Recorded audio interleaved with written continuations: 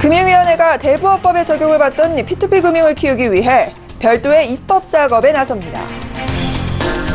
3년 만에 메르스 확진 환자가 발생하면서 백신 등 이른바 메르스 관련 테마주가 요동치고 있습니다.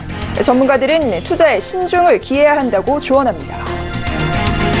오는 21일 아동수당 지급을 앞두고 시중은행들이 다양한 상품을 내놓으며 수급계좌 유치에 나섰습니다. 대한민국의 혁신 성장을 이끌 스타트업이 한자리에 모여 아이디어 경쟁에 나섰습니다.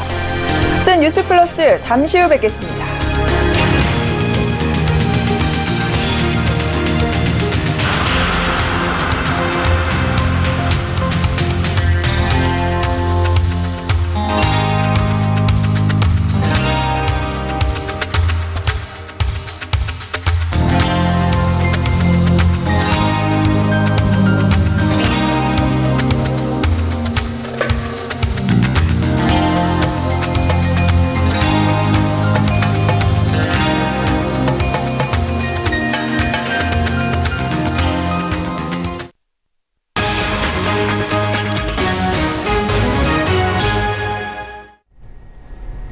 시청자 여러분 안녕하십니까? 센 뉴스 플러스 김혜영입니다.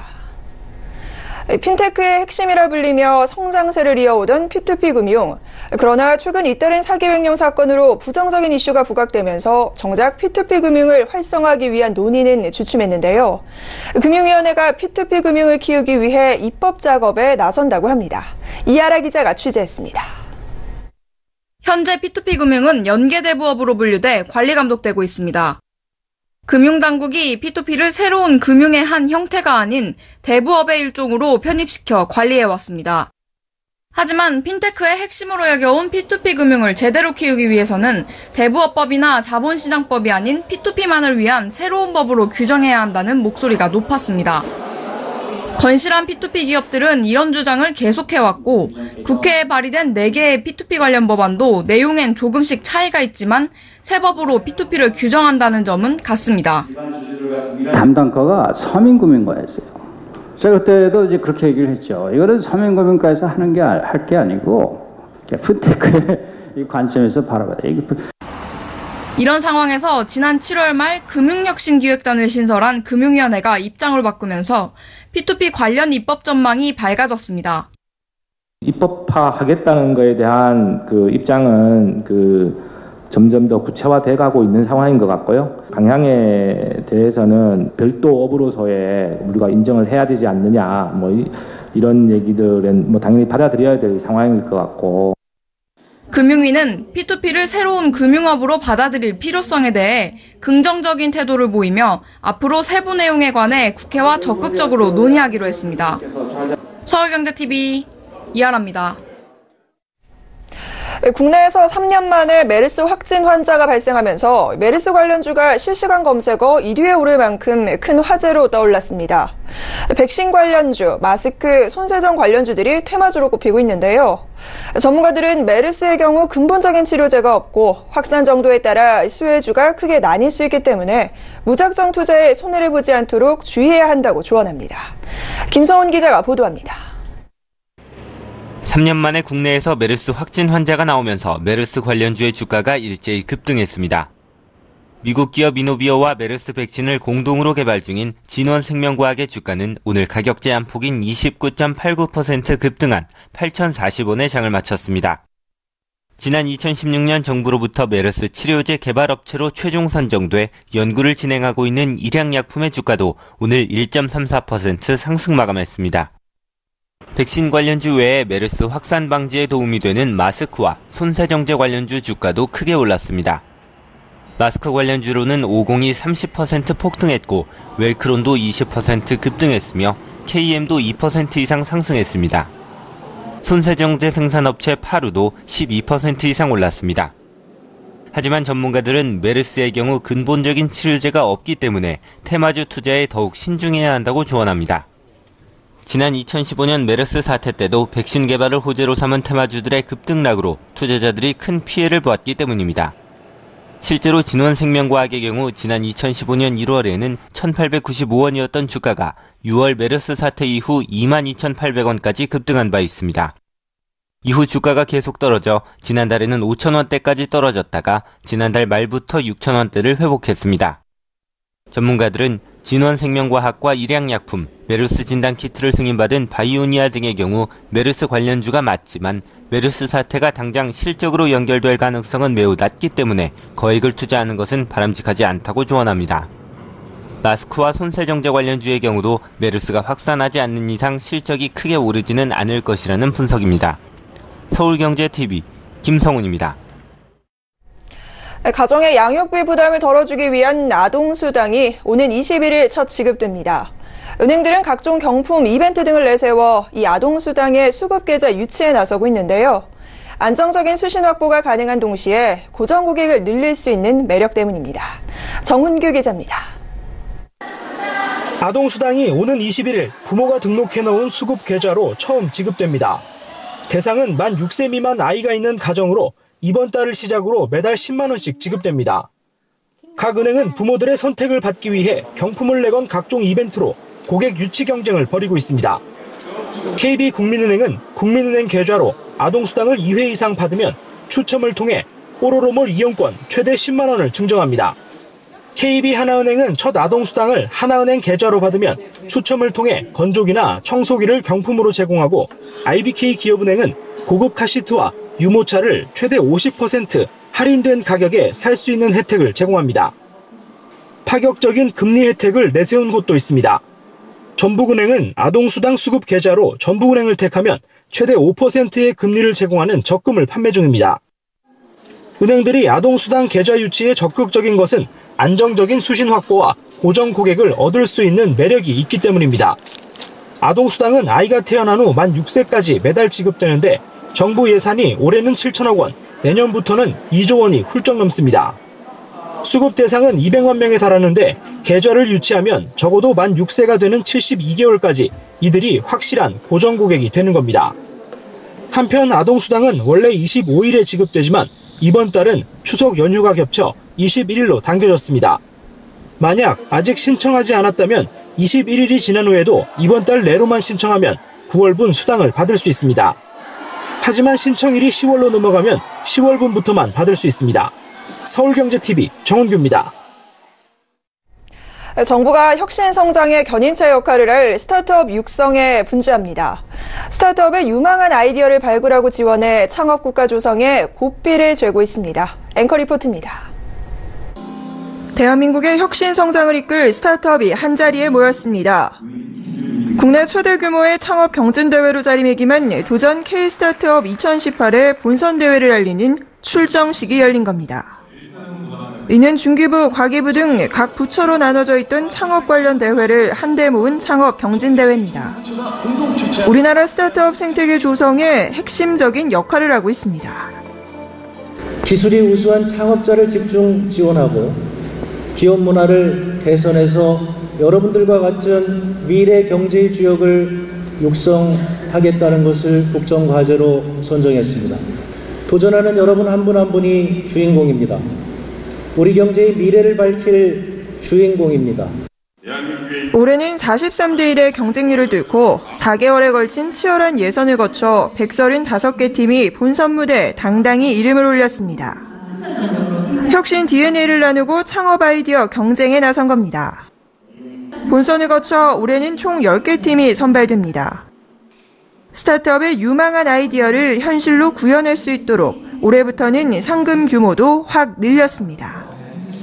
대상에게는 5억 원의 상금이 주어집니다. 상금뿐 아니라 다양한 연계 지원책도 마련했습니다. 유망한 아이디어를 가진 스타트업은 500억 원 규모의 경진대회 벤처펀드와 91억 원의 기술보증기금의 융자화 투자도 지원받을 수 있습니다.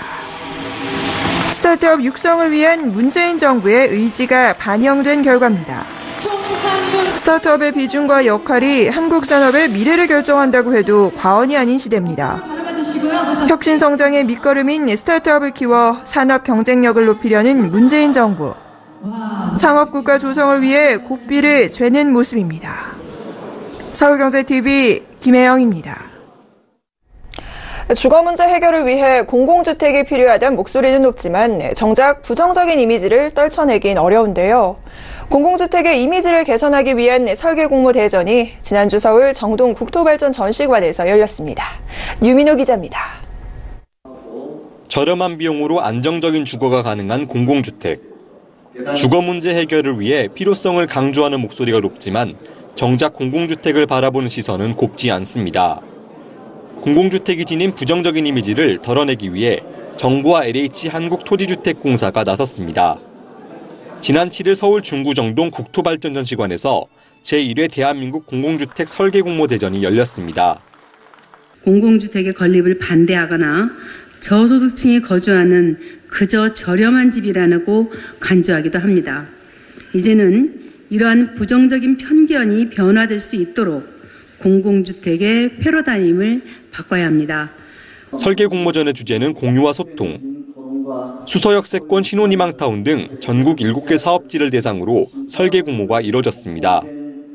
총 240여 개 업체가 참여해 공공주택에 대한 높은 관심을 보였고 당선작 7점을 포함해 총 30점이 수상작의 이름을 올렸습니다.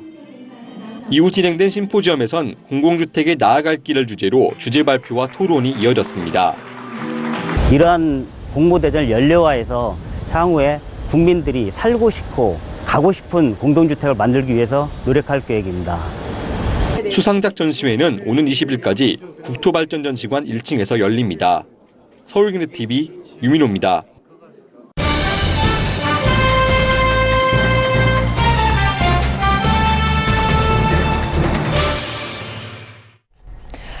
차세대 네트워크 5G에 대한 전 세계의 관심이 달아오르고 있습니다. 5G는 4차 산업혁명의 핵심 기술이기 때문에 주도권을 잡기 위한 경쟁이 치열한데요. 5G 생태계 조성을 위해 통신사들은 어떤 노력을 하고 있는지 이보경 기자가 보도합니다. 카메라를 단 로봇이 이곳저곳 바쁘게 움직입니다. 로봇이 촬영한 고화질의 영상은 실시간으로 관제실로 전달됩니다. 기존 CCTV는 고정돼 있는 반면 이 로봇은 움직이면서 곳곳을 촬영하기 때문에 사각지대가 없어진다는 장점이 있습니다. 마치 게임 세상 안에 직접 들어간 듯한 느낌이 드는 VR 게임입니다. 무선 장비로 즐길 수 있어 움직임이 자유로워지고 몰입감이 커집니다. 기존 네트워크 환경에서는 고화질의 영상을 실시간으로 전송하기 위해 유선으로 연결돼야 했지만 초고속, 초저지연, 초연결의 5G 환경에서는 무선으로도 가능해졌습니다. 하지만 5G를 준비하는 업체들로서는 아직 5G가 상용화되지 않은 데다 눈에 보이지 않는 전파의 간섭 때문에 완벽한 5G 환경을 갖추고 테스트를 하는 데 어려움이 있습니다. 이에 통신사들은 5G 생태계 활성화를 위해 연구소를 협력사에 개방하고 적극적인 지원을 하고 있습니다. 저희가 5G가 아직 상용화 안 된 상태이기 때문에 콘텐츠 개발사 입장에서 어떤 효과가 있을지를 모의 실험을 할 수 있는 그런 좋은 환경이라고 생각을 합니다. 뿐만 아니라 통신 3사는 협력사가 5G를 쉽게 개발할 수 있도록 핵심 기술 API를 공개하고 중소기업의 자금 지원을 아끼지 않는 등 생태계 조성을 위해 힘쓰고 있습니다. 우리 생활 전체에 영향을 미칠 수 있을 정도로 파급력 있는 그 디지털 트랜스포메이션의 핵심 기술이 될 거라고 생각을 합니다. 근데 이제 이러한 기술들이 완전히 보급이 되기 이전에 저희 고객이나 협력사들이 사전에 준비할 수 있도록 테스트하고 검증하고 관련된 생태계들을 좀 같이 조성하는 것을 목표로 네, 5G 생태계 조성과 관련해서 이동통신사들의 노력에 관해서 좀 알아봤는데요. 보다 자세한 이야기 이보경 기자와 나눠보겠습니다. 이 기자, 통신사들이 이렇게 협력사와 협업을 굉장히 하고 있는데 손을 잡고 있는 이유 분명히 있겠죠? 네, 그렇습니다. 이 5G로 엄청난 데이터를 실어나를 수 있는 망이 깔리는데 여기에 제공될 콘텐츠가 없다면 말짱 도루묵이기 때문인데요. 그러니까 수십 차선의 고속도로를 깔아놨는데 여기에 다니는 차량이 없다라는 것과 같은 이치입니다. 그래서 통신사들이 중소기업과 손을 잡고 5G 콘텐츠를 미리 확보하려고 애를 쓰고 있는 건데요. 5G가 가져올 가치에 대해서는 이견이 없습니다. 5G는 2030년까지 최소 47조 7천억 원 규모에 달하는 이 사회적 가치를 제공할 것이다 라는 분석이 나오는데요. 그렇지만 5G 초기에는 좀 다릅니다. 천문학적인 비용이 드는 데 비해서 수익이 좀 불확실성이 있다라는 분석이 나오기 때문입니다. 네, 통신사들이 이제 5G 생태계 활성화를 위해서 다양한 노력들을 지금 하고 있는데요. 경쟁도 상당한 것 같고요. 5G는 아무래도 4차 산업혁명 핵심 기술로도 불리고 있잖아요. 아무래도 미래 먹거리 발굴하고 육성해야 되는 우리 정부도 좀 나서서 큰 그림을 그려야 되지 않은가 싶은데요. 어떤가요? 네, 맞습니다. 전 세계적으로 정부 차원에서 5G 생태계 조성에 대한 노력이 엄청납니다. 중국의 경우에는 2016년부터 5년간 447조 7천억 원 규모의 5G 투자 계획을 발표했고요. 또 영국은 망보유세를 5년간 면제하기로 했고, 일본의 경우에는 투자비의 5%를 세액 공제하기로 발표를 했습니다. 또 5G 시대에는 데이터 소비량이 기하급수적으로 늘어날 것으로 예상이 돼서 이 통신사 입장에서는 망 투자에 거액을 투자를 했는데 이 과실은 콘텐츠 사업자가 가져가게 되는 게 아니냐라는 우려가 큰데요. 이에 대비해서 이 미국은 망 중립성 폐지를 논의를 하고 있습니다. 이렇게 전 세계적으로 5G 생태계 활성화를 위해서 노력을 하고 있는데요. 우리나라는 세계 최초 5G 상용화를 위해서 강력하게 드라이브를 걸고 있습니다. 그러나 자칫 이 콘텐츠 없이 5G 상용화만 외치다가는 오히려 외면을 받을 수 있다라는 지적도 나오는데요. 이 통신비 인하와 세계 최초 상용화 이런 프레임에 갇혀서 생태계 조성이라는 큰 그림을 좀 보지 못하는 것이 아니냐라는 비판의 목소리도 나옵니다. 네, 미국, 중국 전 세계에서도 관심이 상당한 모습인데 5G 관련 콘텐츠들 그런데 활성화하기 위해서는 규제가 좀 사업을 가로막고 있다 이런 이야기도 나오는 것 같아요. 우리나라 규제가 워낙 많기 때문에 신산업 성장 참 어렵다라는 이야기 많이 하는데 어떤 규제들이 있습니까? 네, 5G 생태계를 활성화시키기 위해서 우선 스마트 헬스케어라든가 이 자율주행 차량과 같은 B2B 콘텐츠 분야에서 수익이 나야 한다라는 얘기가 나옵니다. 그런데 이런 신산업이 규제에 가로막히고 있는 상황인데요. 따라서 관련 규제를 빠르게 풀고 투자를 저해하는 요소를 제거해야 한다라는 지적이 나옵니다.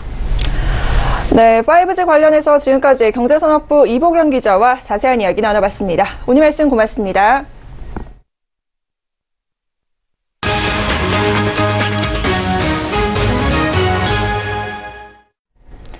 문재인 대통령의 평양 정상회담에 동행하는 방북단 규모는 약 200명 수준으로 합의됐습니다. 청와대는 방북단 규모는 지난 특사단 방북을 통해 200명 정도 규모로 구성하기로 했다고 북측과 합의했다며 경제인들도 꼭 함께하길 희망하며 어느 정도 범위에서 동행할지는 현재 의논하고 있다고 밝혔습니다. 또 방북단에는 평양 남북 정상회담의 국회의장단과 국회 외교통일위원장 여야 5당의 대표가 포함됩니다. 초청 대상은 문희상 국회의장, 이주영 주승용 국회 부회장, 강석호 국회 외교통일위원장, 더불어민주당 이해찬 대표, 자유한국당 김병준 비상대책위원장, 바른미래당 손학규 대표와 민주평화당 정동영 대표, 정의당 이정미 대표 등 9명입니다. 삼성전자의 브랜드 가치가 90조 원에 육박하며 우리나라 기업 가운데 압도적으로 1위에 오른 것으로 나타났습니다. 영국의 브랜드 평가 전문 유력 컨설팅 업체인 브랜드 파이낸스가 최근 발표한 2018년 한국 브랜드 가치 50대 기업 명단에서 삼성전자의 올해 브랜드 가치는 88조 8천억 원으로 지난해보다 무려 57%나 증가하며 역대 최고치를 기록했습니다. 브랜드 등급도 지난해 AAA에서 올해는 AAA 플러스로 상위 10개 기업 가운데 유일하게 최고 등급을 받았습니다. 2위인 현대차 브랜드 가치의 8배, 3위 LG전자의 11배 수준에 달하는 것으로 2위에서 12업체의 브랜드 가치를 모두 합친 것보다 훨씬 많았습니다. 톱 10위에는 이 밖에 SK텔레콤, KT, SK하이닉스, 한국전력, 기아차, KB금융, 삼성물산 등이 이름을 올렸습니다. 전화금융사기 보이스피싱 수법이 갈수록 진화하면서 올해 상반기 피해액이 1년 전보다 70% 넘게 급증했습니다. 금융감독원에 따르면 올해 상반기 보이스피싱 피해액이 1,802억 원으로 작년 상반기보다 73.7% 증가했습니다. 이 피해자는 21,600명으로 같은 기간 56.4% 늘었습니다. 매일 116명이 10억 원씩 보이스피싱을 당하고 있는 셈입니다. 특히 40대에서 50대 남성엔 대출 빙자, 20대에서 30대 여성과 고령층엔 정부기관 사칭 등 맞춤형 보이스피싱이 늘고 있는 것으로 나타났습니다. 유형별로 보면 고금리 대출자에게 전화해 저금리 대출로 갈아탈 수 있다고 접근하는 대출 빙자형이 70.7%, 120, 1274억 원으로 가장 많았고 검찰이나 금감원 등 정부기관 사칭형이 29.3%로 528억 원이었습니다. 금융감독원은 보이스피싱이 의심될 경우 먼저 상대방의 소속과 기관, 직위 및 이름을 확인한 후 일단 전화를 끊는 것이 최선이라며 피해를 봤다면 바로 경찰이나 해당 금융회사 등에 신고해 지급정지를 신청해야 한다고 조언했습니다.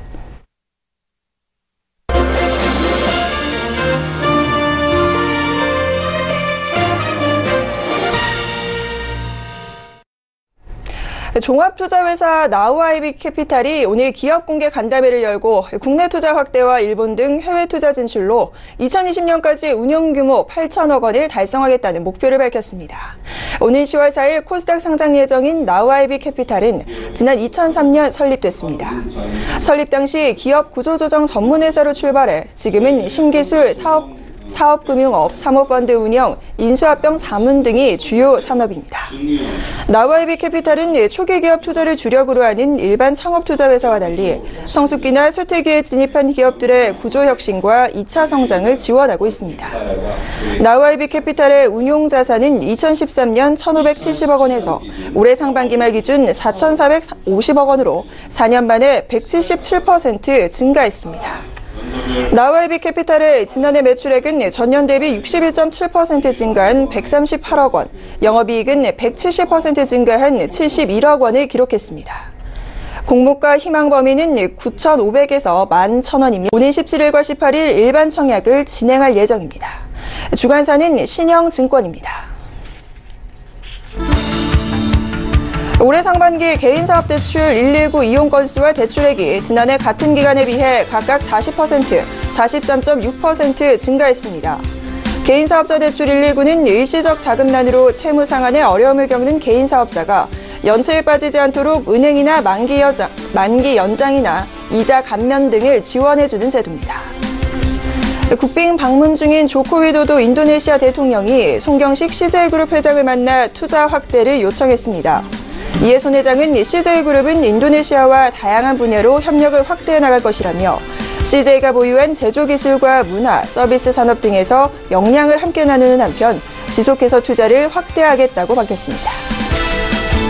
학교 급식 케이크로 인해 대규모 식중독 사태를 일으킨 풀무원 푸드버스가 해당 제품의 유통 판매업자로서 책임을 통감하고 피해자들의 병원 치료비 전액을 보상하기로 했습니다. 쌍용건설이 최근 말레이시아에서 공사비 3,500억 원 규모의 옥슬리 타워와 700억 원 규모의 두바이 인다즈 호텔 건설 공사를 잇따라 따내 총 4,200억 원 수주에 성공했습니다.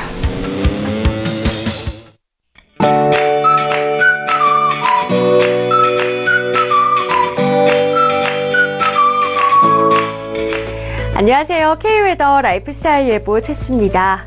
내일도 초가을 정취가 느껴지는 하루가 되겠습니다. 파란 하늘 아래 일교차가 큰 전형적인 가을 날씨가 되겠는데요. 아침 저녁으로는 쌀쌀하지만 한낮에는 햇볕이 강하게 내리쬐면서 덥게 느껴지겠습니다. 아침에는 서울 16도, 춘천 13도, 전주 15도로 쌀쌀하겠고 한낮에는 서울 27도 등으로 예년보다 높아 다소 더운 날씨가 이어지겠습니다. 내일 우리나라는 중국 북동지방에 위치한 고기압의 영향을 받겠습니다. 다음은 자세한 지역별 내일 날씨를 나절 예보를 통해서 살펴보겠습니다. 중부지방 비 소식 없고요. 하늘이 맑아 활동하기 무난하겠습니다. 낮 기온 서울과 수원 27도 등으로 예년보다 높겠습니다. 다만 아침 저녁으로는 쌀쌀하겠습니다. 동해안 지방 대체로 맑다가 오후부터 구름 많아지겠습니다. 낮 기온 속초와 강릉, 울진 22도로 상대적으로 선선하겠고 오늘과 비슷하겠습니다. 남부지방도 비 소식은 없습니다. 대체로 맑다 오후부터 구름만 많아지겠습니다. 한낮에는 다소 덥게 느껴질 수 있겠는데요. 광주와 전주, 제주도 26도가 예상됩니다.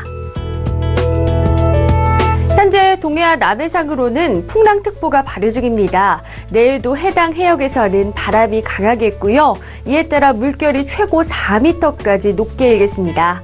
계속해서 앞으로 발표되는 기상정보를 참고하시기 바랍니다.